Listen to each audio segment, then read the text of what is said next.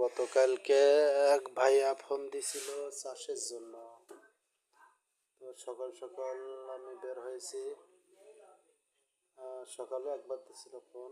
আমি বললাম আমি তেল ঢুকায়া রাস্তায় আসি। তো মাঠে ঢুকছি, বেশি দূরে না এখান থেকে।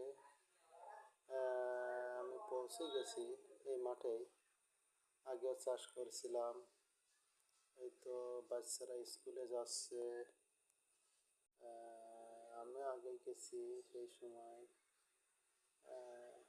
তো পুরোনো দিনের কথা মনে পড়লো। যাই হোক, সামনের থেকে বায়ে নামবো, নিচে নামবো, রাস্তা তো অনেক উপরে, রিস্ক হয়ে যায়। পৌঁছেছি, এখান থেকে নামতে হবে।